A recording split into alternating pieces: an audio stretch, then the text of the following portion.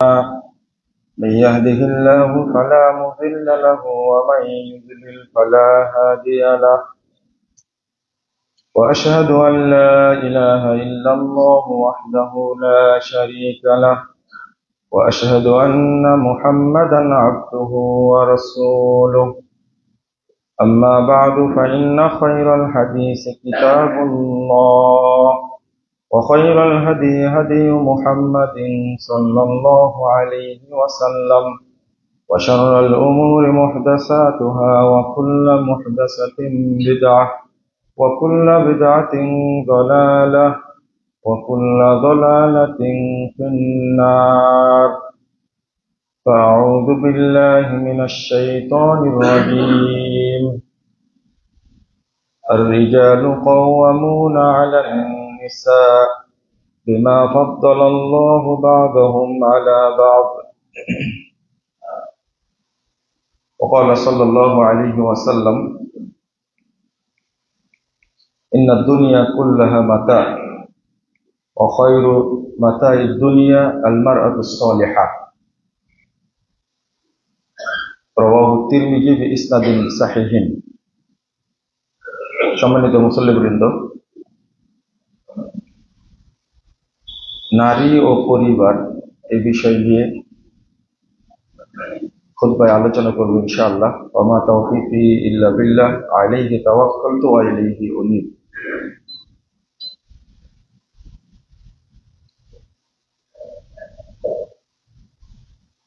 একজন পুরুষ এবং নারীর পবিত্র বিবাহ বন্ধনের মাধ্যমে একটি পরিবার গড়ে ওঠে।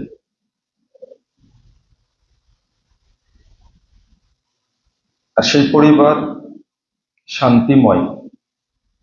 সেখানে যদি শান্তি না থাকে তাহলে ওই পরিবারে বরকত নাজিল হয় না, বরকত হয় না। বর্তমানে এই পারিবারিক কন্দলটা এত ভয়াবহ রূপ ধারণ করেছে, ঢাকা শহরে প্রতিদিন প্রায় ৭৫টা পরিবার বিচ্ছিন্ন হয়। তার মধ্যে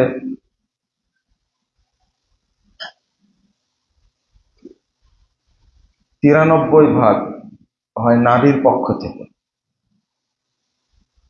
আর ৭% হয় পুরুষের পক্ষ থেকে। এই রিপোর্ট কাজী অফিসের পক্ষ থেকে দেওয়া হয়েছে। এর মৌলিক কারণ পারিবারিক অশান্তির কারণ, এটা পর্যালোচনা হওয়া উচিত। যদিও বর্তমান প্রগতিশীল নারী সমাজ এই আলোচনায় খুব ক্ষুব্ধ হবে। তবে আমার এই আলোচনা তাদের জন্য যারা পরকালে সফল কাম হতে চায়, যারা জান্নাতমুখী মানুষ তাদের জন্য। যারা দুনিয়াতেই সবকিছু শেষ করতে চায়, দুনিয়াকে বেশি মূল্য দেন, তাদের জন্য আমার এই আলোচনা না।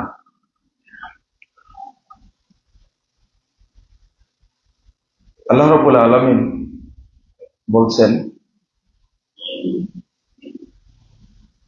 ওয়া মিন আয়াতিহি আন খালাকা লাকুম আজওয়াজা লিতাসকুনু ইলাইহা ওয়া জাআলা বাইনাকুম মাওয়াদ্দা ওয়া রাহমাহ। আল্লাহ বলছেন, আল্লাহর একটা নিদর্শনের অন্যতম নিদর্শন হলো তোমাদের জোড়া তৈরি করেছে, অর্থাৎ তোমাদের সঙ্গী আল্লাহ তৈরি করে দিয়েছেন। লিতাসকুনু ইলাইহা, যেন তোমরা তোমাদের সঙ্গীর কাছে তৃপ্তি প্রশান্তি ভোগ করো। ওয়াজাআলা বাইনাকুমুল মাওয়াদ্দা ওয়া রাহমা,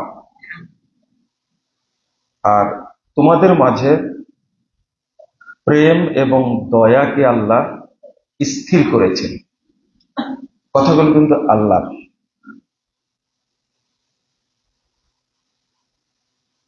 আপনার স্ত্রীর মাঝে আল্লাহ এত পরিমাণ প্রশান্তি, প্রেম, ভালোবাসা দিয়েছে,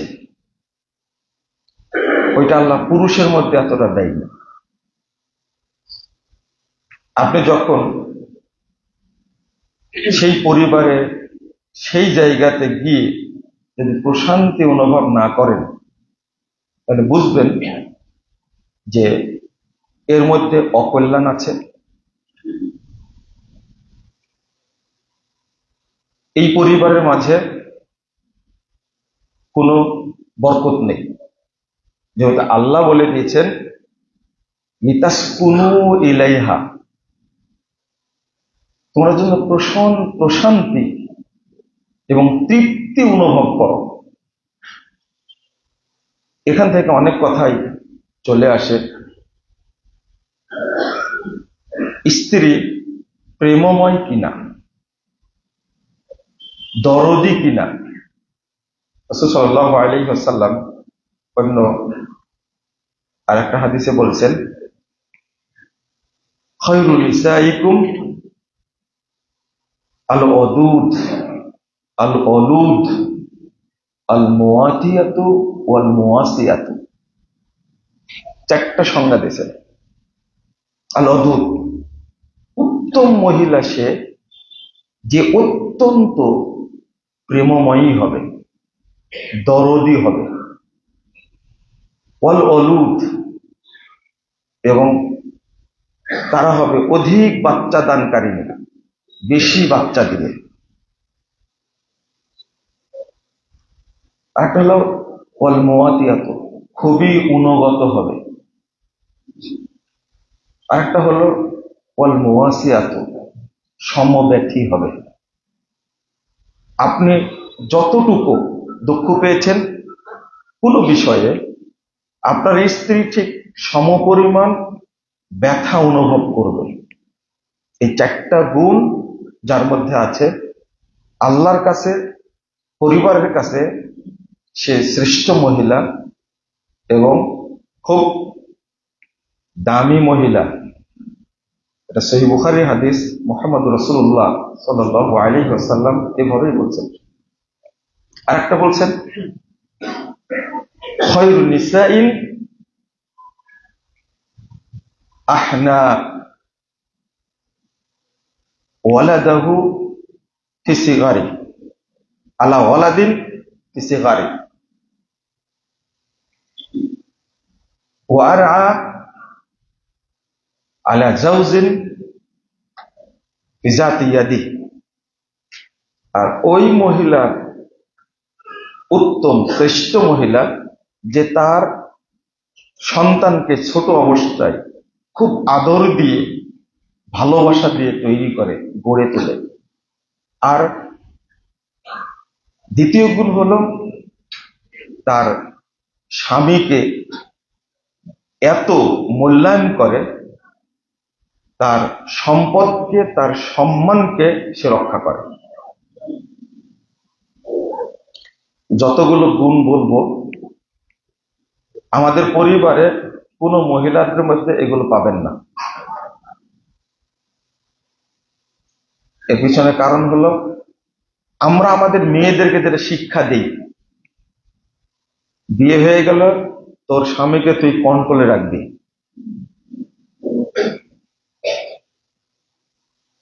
যেন সবসময় তার বাপ মায়ের দিকে ঝুঁকে না যায়।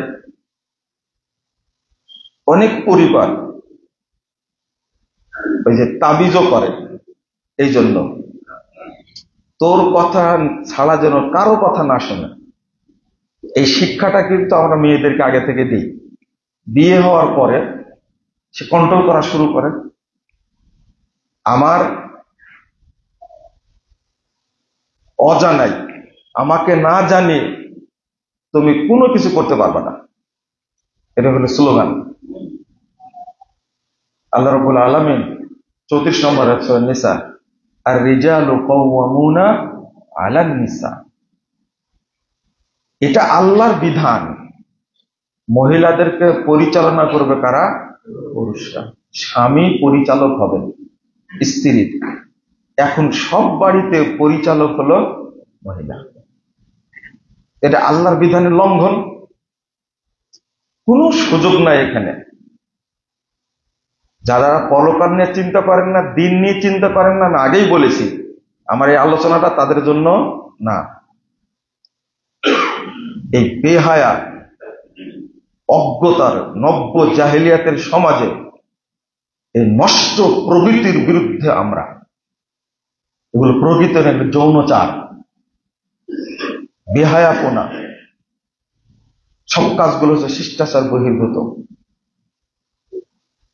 একটা মেয়ে কতবার ধর্ষিতা হচ্ছে, এরপরেও তার মনে কোনো অনুশোচনা নাই। আবার হাজারো মহিলাকে সে রাস্তায় নামানোর চেষ্টা করছে। আপনাদের পাশে মানিকগঞ্জের এক মহিলার নাকি 18 জন পরিবর্তন হয়েছে। বৈধ স্বামী না অবৈধ স্বামী, যেহেতু গণনা আছে তাহলে বৈধভাবে হয়তো বিয়েটা হয়েছে, তাও তো 18টা হয়ে গেছে। তো এরপরেও আর আপনাদের খুব পরিচিত একজন কণ্ঠশিল্পী, যাদের আপনারা ফলোয়ার, তার নাকি 19টা হয়েছে। বেঁচে থাকা পর্যন্ত আরো কয়টা হবে? এগুলো সব বৈধ কথা বলছে, বৈধভাবে হয়েছে। আরো 1900 যদি হয়, একে কেউ তৃপ্তি দিতে পারবে মনে করেন? এই সমাজটা কি মানুষের সমাজ না পশুর সমাজ? এটা পশুর সমাজ। আর তাদেরকে আপনারা অনুসরণ করেন না। এই সমাজের বিরুদ্ধে অবস্থান করা লাগবে না? আপনি কিসের শিক্ষা? ওই শিক্ষাকে তো আগে মাটি দিয়েছি। মাস্টার্স পাস করে প্রফেসর হয়েছেন, ফুল প্রফেসর হয়েছেন, রিটায়ার্ড করেছেন, এত শিক্ষা অর্জন করেছেন, এখন আপনি খাড়া থেকে পেশাব করেন। এখন আপনি ওযুটাই করতে জানেন না। রাসূল সাল্লাল্লাহু আলাইহি ওয়াসাল্লাম এমনি বলেছেন, ইন্নাল্লাহা ইউবগিযু কুল্লা আলিমিন বিদ-দুনিয়া জাহিলিন বিল আখিরাহ। যারা দুনিয়াবী শিক্ষায় শিক্ষিত, প্রাজ্ঞ, অভিজ্ঞ, দিন সম্পর্কে অজ্ঞ, আল্লাহ এদের উপরে লানত বর্ষণ করেন। লানতের কারণেই তো বৃদ্ধ হয়ে গেছেন, ওযু করতে জানেন না এখনো, পরিচয় দেন মুসলিম, পুরো জীবনটা সে অপবিত্র। বিয়ে করেছে, স্ত্রী সহবাস করে, কিন্তু গোসলের পদ্ধতি না জানা থাকলে ও কোনোদিন পবিত্র হবে? ও জানেন অপবিত্র। সচিব হয়ে আপনার কি হয়েছে? আপনি বিচারপতি হয়ে আপনার কি উপকারটা হয়েছে? এই ডিগ্রির কোনো মূল্য আছে যদি আপনি পশুত্বের জীবনযাপন করেন? যে কথাগুলো বলছি, আমাদের বিরোধী হলে কথাগুলো শুনতে হবে। আমি আমার মেয়েকে যেভাবে তৈরি করেছি, কিভাবে তৈরি করেছি, যেভাবে নাটক দেখেন, ইন্ডিয়ান সিরিয়াল দেখেন, কি কি সব নাম বলে, এইগুলো দেখে আপনার মস্তিষ্ক যেভাবে সাজানো আছে ওইভাবে নিজ সন্তানকে আমরা তৈরি করেছেন। এই মেয়ের মাধ্যমে এবং আপনার ছেলের জন্য যেটা নিয়ে আসবেন, উভয় পরিবারে কোনো শান্তি পাওয়া যাবে না, পশ্চিমকালেও না। এটা হতেই পারে না।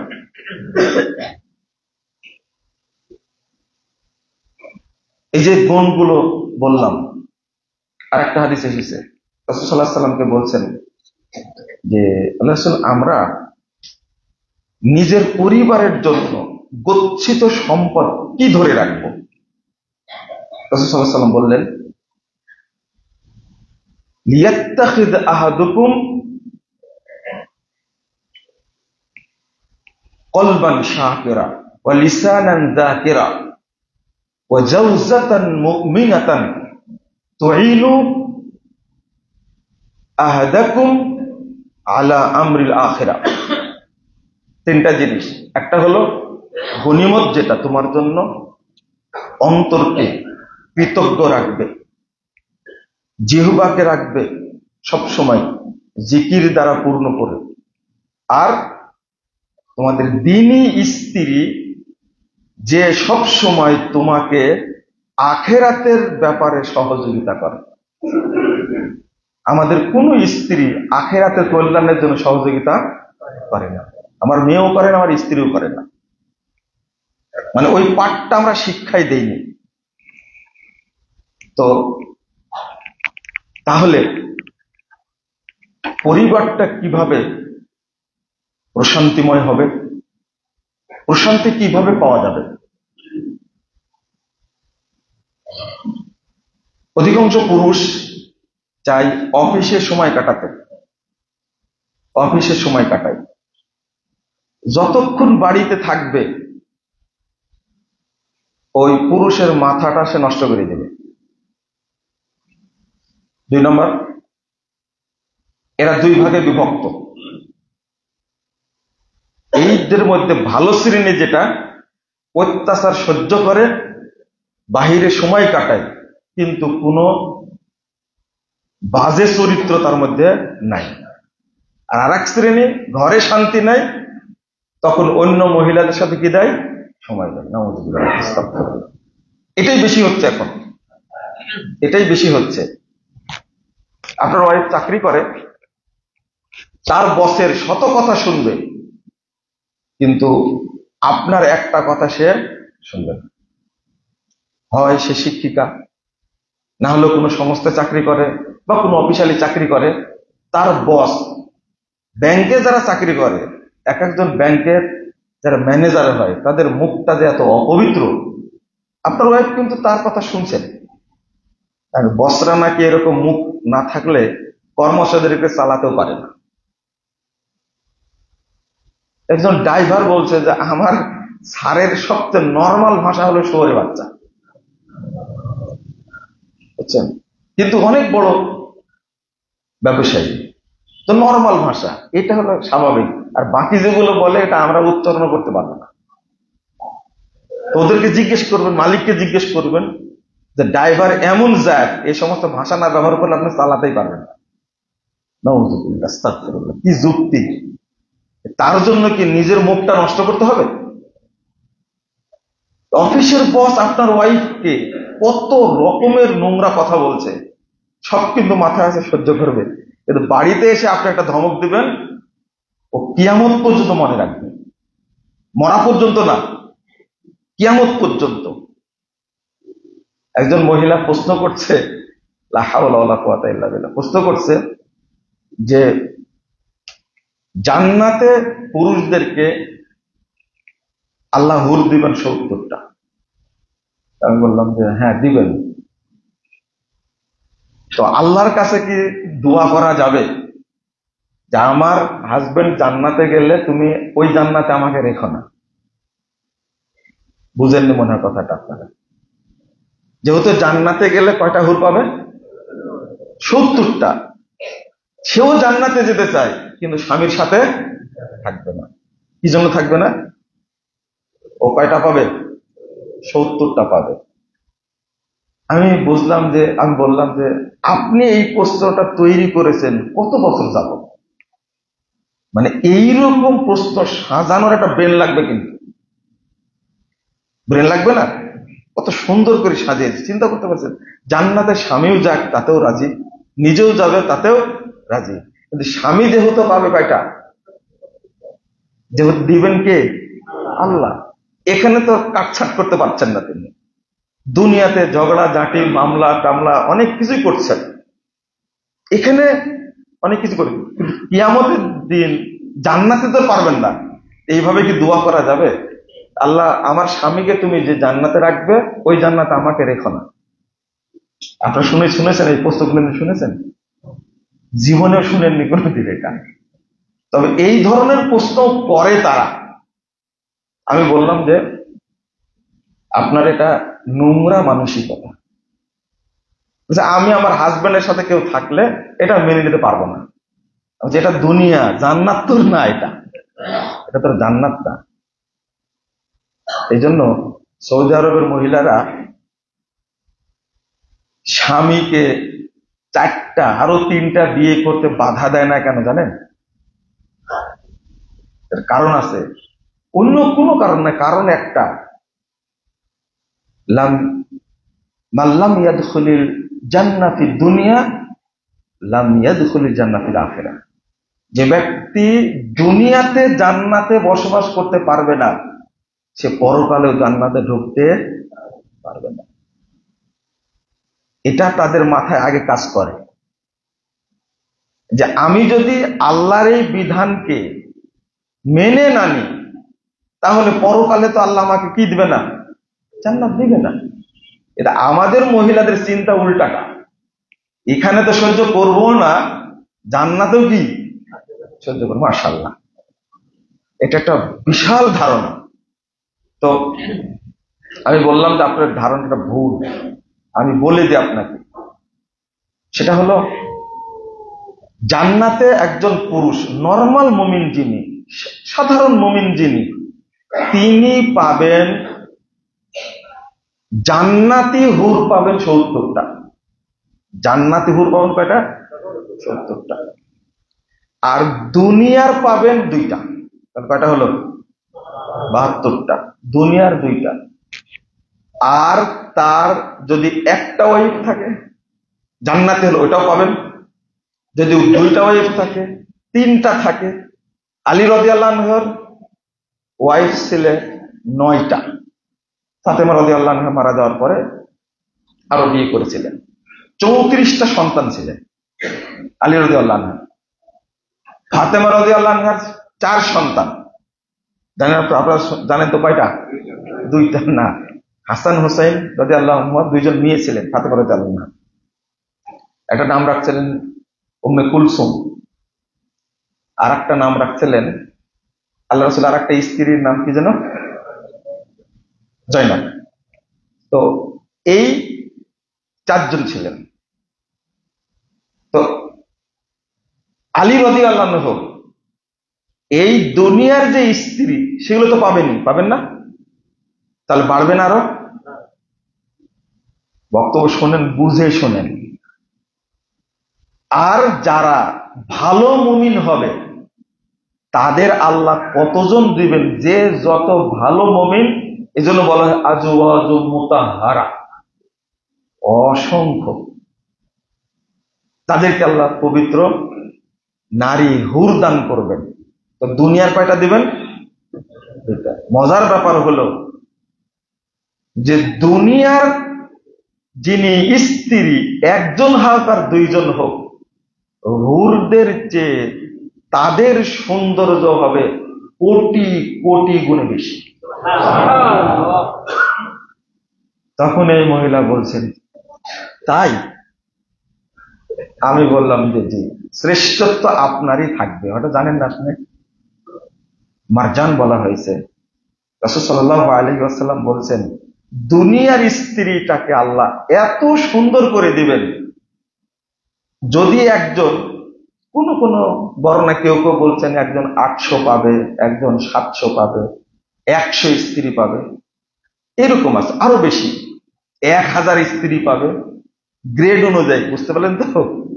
আপনি যেটা শুনছেন, জান্নাতে গেলেই কয়টা হুর পাবে না, এটা ঠিক না। নিম্নে কয়টা? 70টা। দুনিয়ার কয়টা? 2টা। তাহলে 72টা হলো। আর স্ত্রী যেগুলো থাকবে, এইগুলো মিলে হলো নরমাল। যারা ভালো মুমিন তাদের স্ত্রী আরো বেশি থাকবে। বুঝাতে পারলাম কি? এবার মহিলারা চিন্তা করবে, আরো বিপদ হয়ে গেল। তাহলে মুজাফফর বিন মুহসিন শুধু বিপদই চাপিয়ে দেয়। এতদূর শুনলাম কোনটা? হ্যাঁ, স্ত্রী আল্লাহ কয়টা দিবেন আপনাকে, নিম্নের কথাটা বললাম আপনাকে। ভালো মুমিন হলে ভালো, স্ত্রী আরো বেশি পাবেন আপনি। আপনি তখন এটা কেমনে মেনে নেবেন?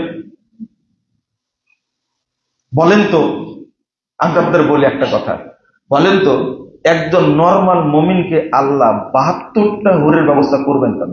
নিজের স্ত্রী ছাড়াই কেন করবেন? এই রহস্যটা বললেই তো আপনারা খারাপ মনে করবেন আমাকে। আপনার দুনিয়ায় যারা স্ত্রী ছিল একসঙ্গে 4 জন রাখা যাবে। হাসান রাদিয়াল্লাহু আনহু তিনি 70টা বিয়ে করেছিলেন। কয়টা? 70টা বিয়ে করেছিলেন।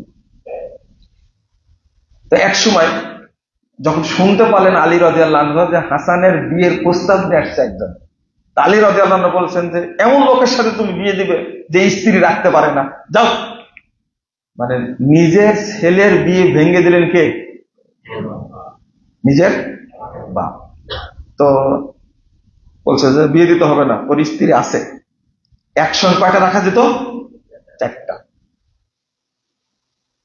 যদি একজন পুরুষের 70টাও স্ত্রী হয় পরপর, তবুও একজন পুরুষের হক আদায় করতে পারবে না।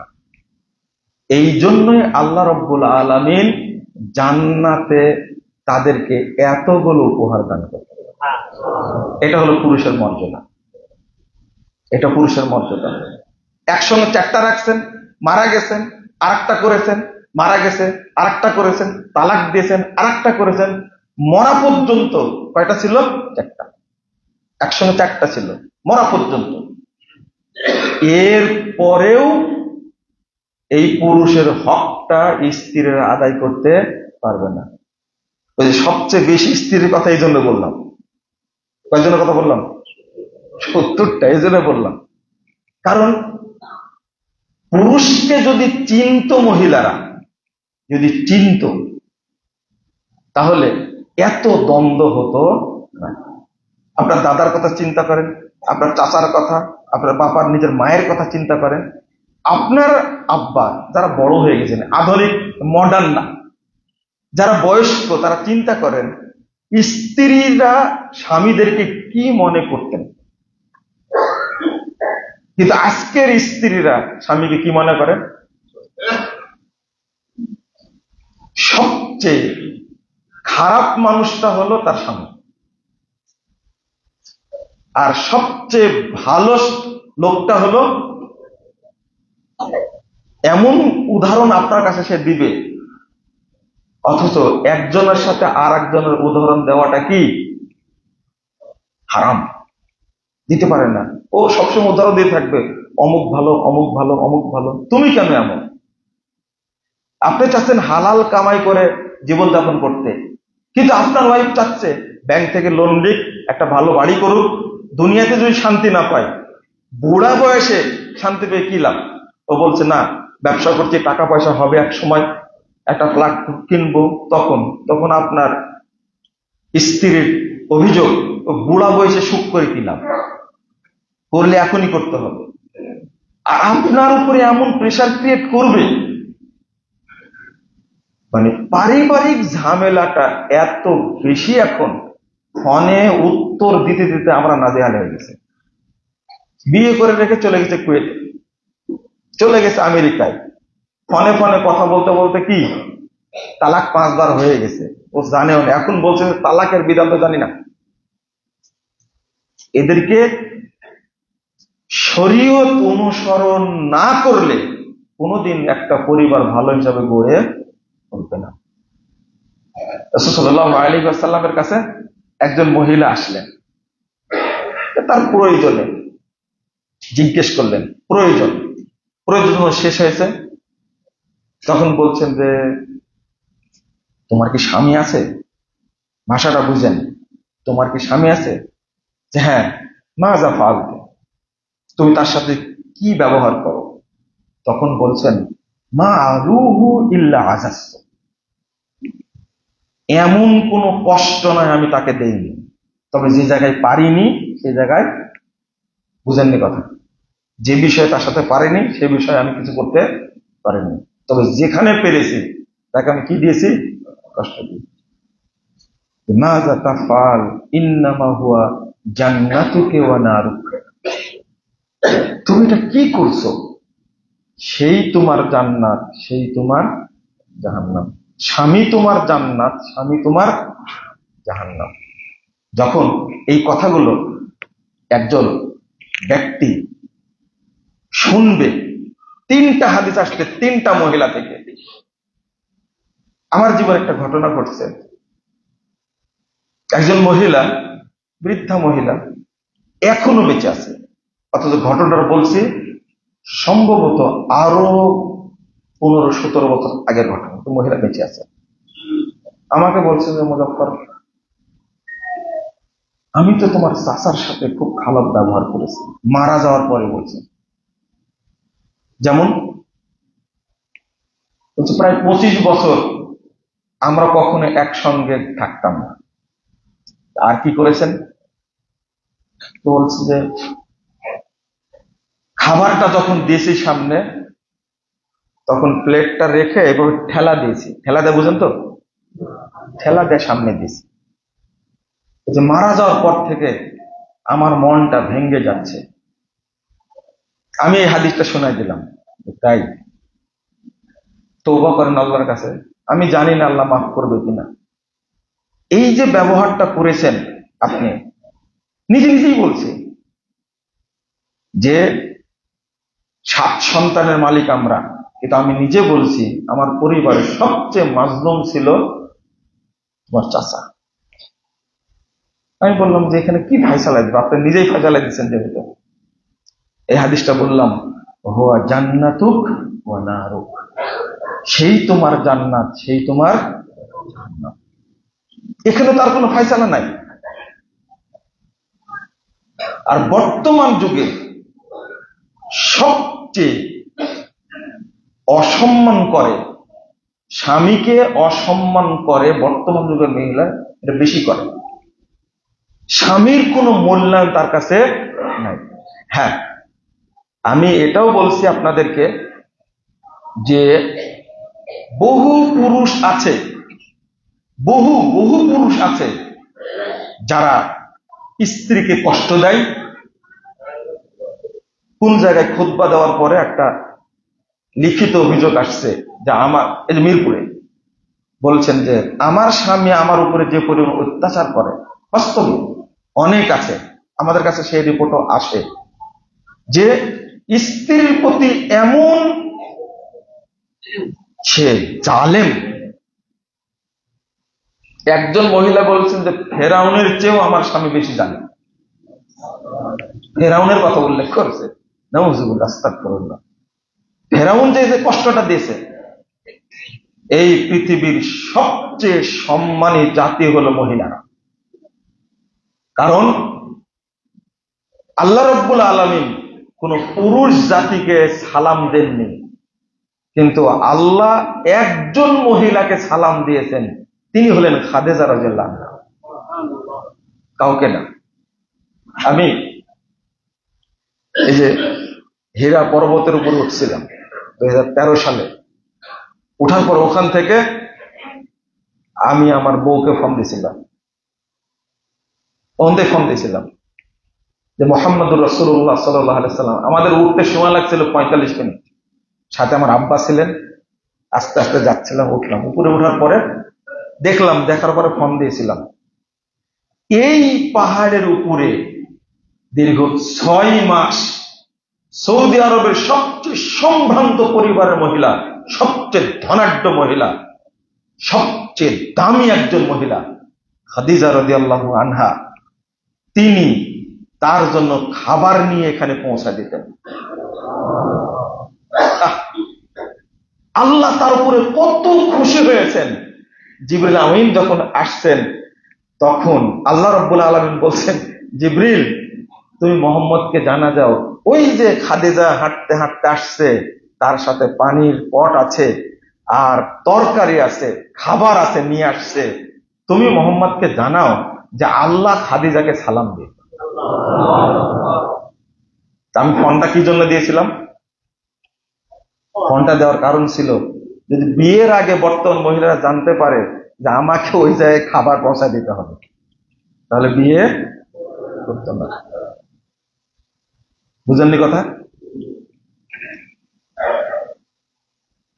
মানে আমি কি বুঝাতে চাইলাম, আপনার কত দাম, আপনি কত কোটি টাকার মালিক হয়েছেন, একজন মহিলা হয়ে আপনার এত গর্ব, এত অহংকার, ভিতরে এত জিদ কেন?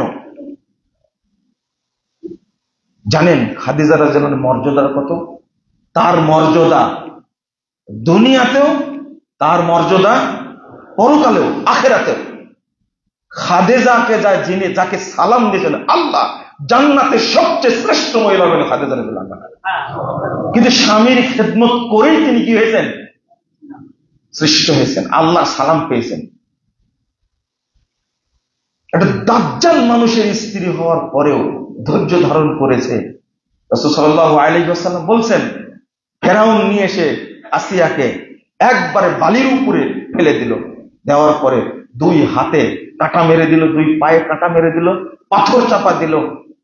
আসিয়া আল্লাহর কাছে বলছে, রব্বিবনিলি বাইতান ইনদাকা বাইতান ফিল জান্নাহ, আল্লাহ তুমি আমার জন্য জান্নাতে তোমার কাছে একটা ঘর তৈরি করো। আল্লাহর কাছে দোয়া করছেন।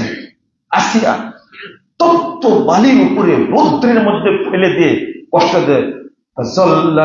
আলাইহাল মালাইকা, আল্লাহ রাব্বুল আলামিন ফেরেশতা পাঠিয়ে দিয়েছেন আসিয়ার উপরে। ফেরেশতারা কোটি কোটি ফেরেশতারা পর বিছায়া ছায়া করে ধরে রাখছে। আয়াকশিবুল হিজাব, আল্লাহ রাব্বুল আলামিন পর্দা খুলে দিলেন। ফারাআত বাইতান ফিল জান্নাহ, জীবিত অবস্থায় থাকতে আল্লাহ রাব্বুল আলামিন তাকে জান্নাত দেখালেন। আসিয়া জান্নাত দেখলেন। মরার আগে সরাসরি জান্নাত দেখেছেন একজন মানুষ, তিনি হলেন মহিলা, তিনি হলেন আসিয়া। মহিলাদের মর্যাদা কি কম? কম না। রাসূল সাল্লাল্লাহু আলাইহি ওয়াসাল্লাম বলছেন, খায়রু নিসাইকুম, তোমাদের মধ্যে সবচেয়ে জঘন্য মহিলা হলো আল মুতাবাররিজাত, যারা শরীরকে প্রদর্শন করে, ওয়াল মুতাখায়্যিলাত, যারা অহংকারী জেদি, তারা হলো নিকৃষ্ট মহিলা। ইন্নামাশ শুমু ফি সালাসা, তিনটা জিনিসের মধ্যে অকল্যাণ আছে। আল ফারাসু ওয়াল মারআতু ওয়াদ দার, একটা হলো ঘোড়া, ঘোড়া যদি কথা না শুনে বিক্রি করে দিতে হবে। ওয়াল মারআ, দেখছেন এই মহিলার মধ্যে কল্যাণ নেই, তালাক দিয়ে দেবেন।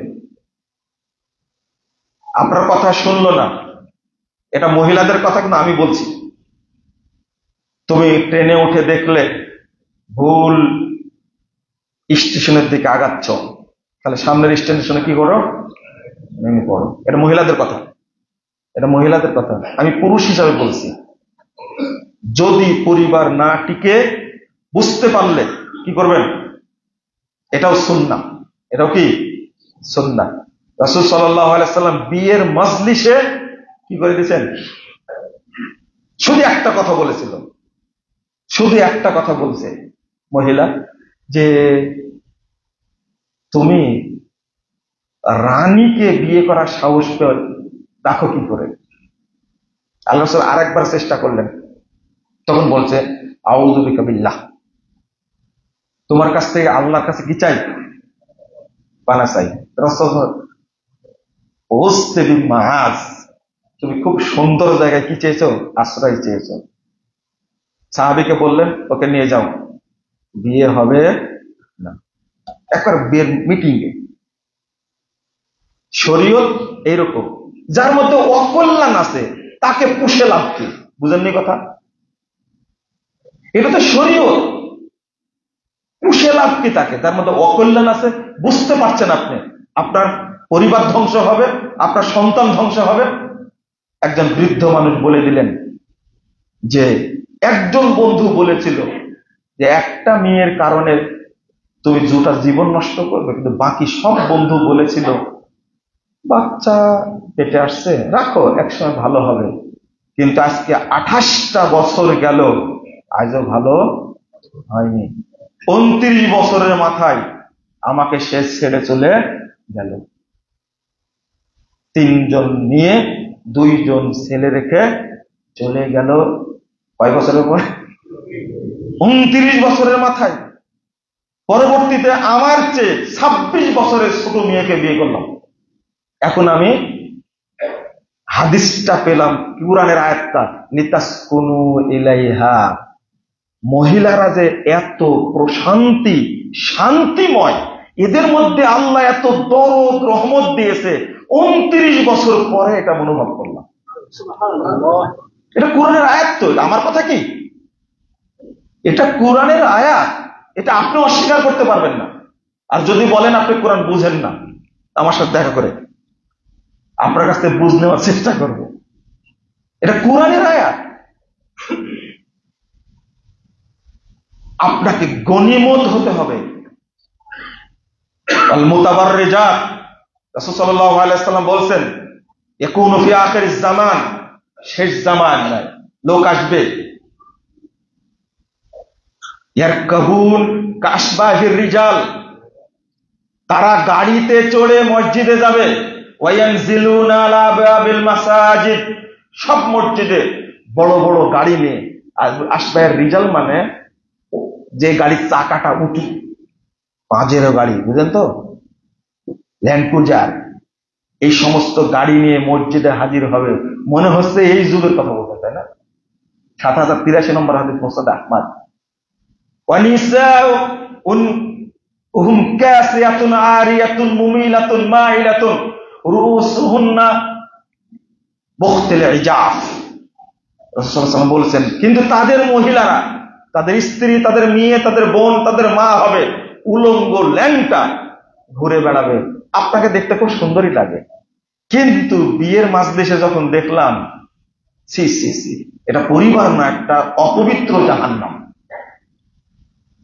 এটা কিভাবে? আপনি না নামাজ পড়েন, প্রতি মাসে উমরায় যান, আপনাকে দেখতে হাজির মতো লাগে, আর বিয়ের অনুষ্ঠানে আলেমদেরকে দাওয়াত দিয়ে আপনি অপমান করেন এইভাবে। একবারে নর্তকী সাজায় রাখছে মেয়েটাকে, আস্তাগফিরুল্লাহ। আপনাকে মনে করতাম বড় একজন হাজী, বড় পরহেজগার, তাহাজ্জুদ পড়েন। রাসূল সাল্লাল্লাহু আলাইহি ওয়াসাল্লাম বলছেন, ইয়ানজিলুনা আলা বাবিল মাসাজিদ, মসজিদের কাছে যায় বড় বড় গাড়ি নিয়ে। এদের মহিলারা উলঙ্গ, ল্যাংটা, বাড়িতে ওয়াইফাই দিয়ে, ডিশ লাইন দিয়ে, গান বাজনা দিয়ে, হিন্দি গান দিয়ে একবারে অপবিত্রতায় ভর্তি করে রাখছে। এটা কি? ইলানুহুন্না ফাইন্নাহুন্না মালুনাত। রাসূল সাল্লাল্লাহু আলাইহি ওয়াসাল্লাম বলেছেন, তোমরা তাদের উপরে অভিশাপ দাও, বলো আল্লাহ তাদেরকে ধ্বংস করুন। আগে দোয়া করতাম আল্লাহ হেদায়েত দান করুন, কিন্তু এই হাদিসটার পরে আর বলি না। এরা সমাজ নষ্ট করে। আপনার মেয়েকে গান শিখাচ্ছেন কিভাবে? এরই এক সময় বিয়ে হবে, আগে চলে গার্লফ্রেন্ড আর বয়ফ্রেন্ড, তারপরে কি চলে? Live together. 10 বছর পরে বিয়ের পিড়িতে বসে, 5 বছর পরে গায়ে হলুদ চলে। আর আগ পর্যন্ত কি হচ্ছে? আমি বলেছি না যে আগামীতে 10 বছরে বাংলাদেশের 50% সন্তান সব জারজ হবে, জারজ সন্তান হবে, জারজ।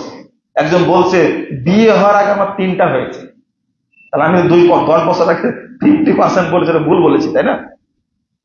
আপনি বিয়ের আগে, আত্ম হওয়ার আগে যে সন্তান জন্ম নিয়েছে আপনার ওয়াইফের পেট থেকে, এটা কি সন্তান? যার সন্তান, বিয়েই হয়নি, কেমনে? এই যে 5 বছর যে তার সাথে থাকলো, প্রি টেস্ট চলে, এটা টেস্ট না, প্রি টেস্ট। আস্তাগফিরুল্লাহ, নাউযুবিল্লাহ, নাউযুবিল্লাহ। এই পরিবার নিয়ে জীবনে শান্তি পাবেন আপনি? অথচ একজন মহিলার সাথে আত্ম হওয়ার আগ পর্যন্ত মোবাইলে কথা বলা হারাম। কথা বললেই আপনার নৈতিক যেমন ক্ষতি হবে, তেমনি শারীরিক ক্ষতিও হবে। আচ্ছা, বাচ্চা হচ্ছে না কেন 10 বছর যাব? যে উত্তর দিতে পারেন কিনা? ইসলাম কি বলে, বিজ্ঞান কি বলে? যান ডাক্তারের কাছে আপনার ধুয়ে দিবে। বাচ্চা নেননি কেন বলেন তো? বিয়ে করার আগে কয় বছর প্রেম করেছেন সেটা বলেন আগে। আপনার বাচ্চা হবে না, প্রশ্নই আসে না। এখন কি করবেন? টেস্ট টিউব বেবি নেবেন, তাই না? শুরু করে ইন্ডিয়ায় যাচ্ছেন, আপনি কি কনফার্ম ওই শুক্রপিটটা কার, গরুর না ছাগলের? টেস্ট টিউব বেবির ফটোটা জানছেন আপনি? আল্লাহ আপনাকে দিচ্ছে না। হ্যাঁ, টুইন হয় কেন বলেন তো দেখি? টুইন বেবি হয় কেন? এই রহস্যটা জানেন না, পড়বেন। আমরা তো লিখে দিয়েছি, পড়েন। আমরা ডাক্তার না, কিন্তু লিখে দিয়েছে, পড়ে দেন, তথ্য দিয়ে দেবেন। একজন ডাক্তার পড়ে বলছেন টেস্টে বেবির ব্যাপারে এত গবেষণা কখন করলেন? আমাদের গবেষণা করা লাগে না, আপনারা গবেষণা করেন। লা হাওলা ওয়ালা কুওয়াতা ইল্লা বিল্লাহ। এই সন্তানগুলো কি হচ্ছে সব আপনি 100% কনফার্ম যে বেবিটা নিলেন আপনি, ওইটা আপনার ওয়াইফের। আচ্ছা, আপনার কাছ থেকে কনফার্ম সে কিভাবে নিল? বাচ্চা হবে, চুক্তি আছে না, কত টাকা দিলে দেয়? লা হাওলা ওয়ালা কুওয়াতা ইল্লা বিল্লাহ। আল্লাহ যেন আমাদেরকে মাফ করেন, আল্লাহ যেন আমাদেরকে হেদায়েত দান করেন। এই পরিবারকে বাঁচাতে হলে শরীয়ত মানতে হবে। কি করতে হবে?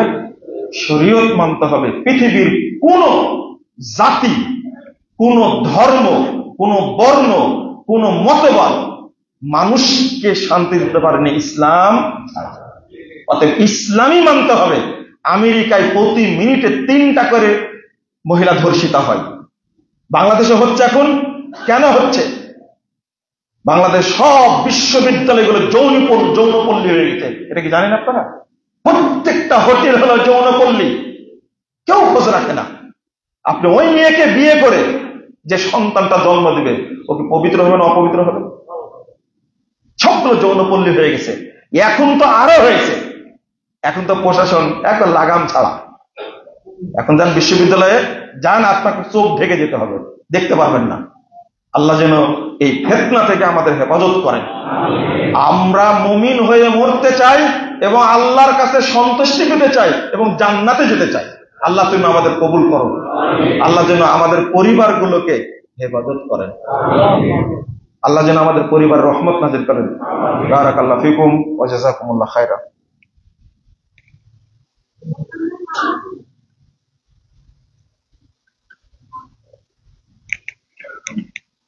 আলহামদুলিল্লাহি ওয়াহদা ওয়াসসালাতু ওয়াসসালামু আলা মান লা নাবিয়্যা বা'দা।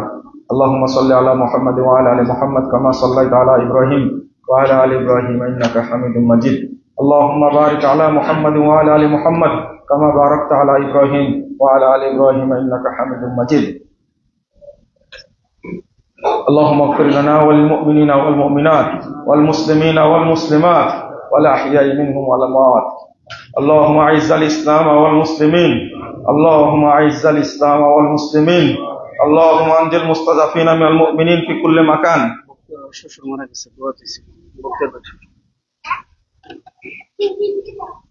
اللهم أنجِ المستضعفين من المؤمنين في كل مكان. اللهم انصر من نصر دين محمد صلى الله عليه وسلم واجعلنا منهم واخذل من خذل دين محمد صلى الله عليه وسلم ولا تجعلنا منهم. اللهم عن الكفرة والفجرة والمبتدة واليهود والنصارى والمشركين.